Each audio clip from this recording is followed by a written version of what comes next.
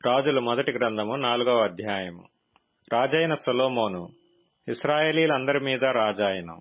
అతని యొద్దనున్న అధిపతులు ఎవరెవరనగా, సాదోకు కుమారుడైన అజర్యా యాజకుడు, పీషా కుమారులైన ఎలీహోరెపును, అహీయాయును ప్రధాన మంత్రులు. అహీలూదు కుమారుడైన యెహోషాపాతు లేఖికుడై ఉండెను. యెహోయాదా కుమారుడైన బెనాయా సైన్యాధిపతి. సాదోకును అబ్యాతారును యాజకులు. నాతాను కుమారుడైన అజర్యా అధికారుల మీద ఉండెను. నాతాను కుమారుడైన జాబూదు రాజు సముఖములోని మిత్రుడును మంత్రియునై ఉండెను. అహీషారు గృహ నిర్వాహకుడు. అబ్దా కుమారుడైన అదోనిరాము వెట్టి పని విషయంలో అధికారి. ఇశ్రాయేలీలందరి మీద సొలొమోను 12 అధికారులను నియమించెను. వీరు రాజునకును అతని ఇంటివారికిని ఆహారము సంగ్రహము చేయువారు. సంవత్సరమందు ఒక్కొక్క నెలకు వారిలో ఒక్కొక్కడు ఆహారమును సంగ్రహము చేయుచుండెను. వారి పేర్లు ఇవే: ఎఫ్రాయిము మన్యమందు హూరు కుమారుడు, మాకస్సులోను, షయల్బీములోను, బెత్షెమెషులోను, ఏలోన్ బెదానులోను దెకెరు కుమారుడు. అరుబ్బోతులో హెసెదు కుమారుడు.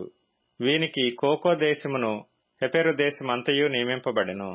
మరియు అబీనాదాబు కుమారునికి దోరు మన్య ప్రదేశమంతయు నియమింపబడెను.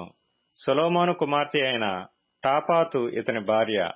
మరియు అహీలూదు కుమారుడైన బయనాకు తానాకును, మెగిద్దోయును, బెత్షెయాను ప్రదేశమంతయును నియమింపబడెను. ఇది యెజ్రెయేలు దగ్గరనున్న సారెతా నుండి బెత్షెయాను మొదలుకొని అబేల్మెహోలా వరకును, యక్నెయాము అవతలి స్థలము వరకును వ్యాపించుచున్నది. గెబెరు కుమారుడు రామోత్ గిలాదు నందు కాపురముండెను. వీనికి గిలాదులో నుండిన మనష్షేకు కుమారుడైన యాయీరు గ్రామములను, బాషానులోనున్న అర్గోబు దేశమును నియమింపబడెను. అది ప్రాకారములను, ఇత్తడి అడ్డగడలను గల 60 గొప్ప పట్టణములు గల ప్రదేశము. ఇద్దో కుమారుడైన అహీనాదాబు మహనయీములో నుండెను. నఫ్తాలీము దేశమందు అహిమయస్సు ఉండెను. వీడు సొలొమోను కుమార్తె అయిన బాశెమతును వివాహము చేసుకొనెను.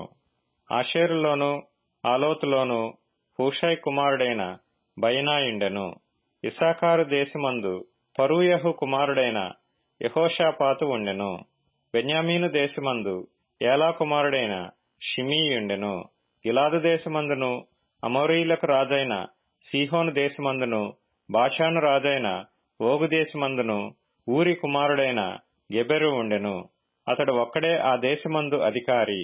అయితే యూదావారును ఇశ్రాయేలు వారును సముద్రపు దరినున్న ఇసుక రేణువులంత విస్తార సమూహమై తినుచు త్రాగుచు సంభ్రమపడుచు నుండిరి.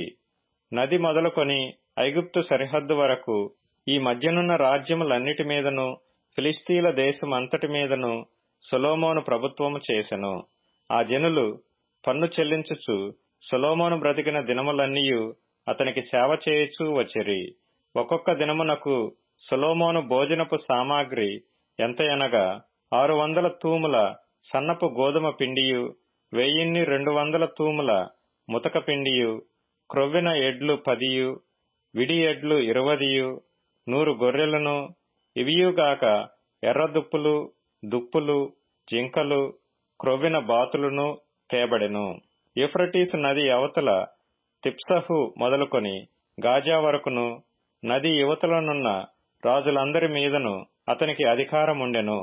అతని కాలమున నలుదిక్కుల నెమ్మది కలిగియుండెను.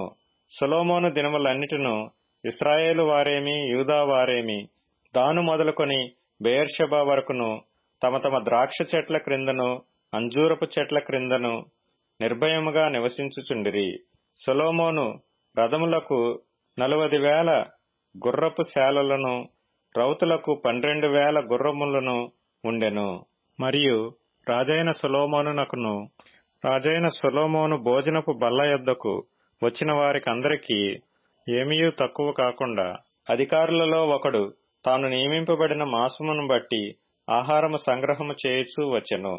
మరియు గుర్రములను, పాటు పశువులను ఉన్న ఆయా స్థలములకు ప్రతివాడును తనకు చేయబడిన నిర్ణయము చొప్పున ఎవలును గడ్డిని తెప్పించుచుండెను. దేవుడు జ్ఞానమును బుద్ధిని వర్ణింపశక్యము కాని వివేచన గల మనస్సును సొలొమోనునకు దయచేసెను. గనుక సొలొమోనునకు కలిగిన జ్ఞానము తూర్పు దేశస్థుల జ్ఞానము కంటెను ఐగుప్తీల జ్ఞానమంతటి కంటెను అధికమై ఉండెను. అతడు సమస్తమైన వారి కంటెను ఎజ్రాహీయుడైన ఏతాను కంటెను మహోలు కుమారులైన హేమాను కల్కోలు దర్దా అను వారి కంటెను జ్ఞానవంతుడై ఉండెను. గనుక అతని కీర్తి చుట్టూనున్న జనములన్నిటిలో వ్యాపితమాయెను. అతడు 3000 సామెతలు చెప్పెను, 1005 కీర్తనలు రచించెను.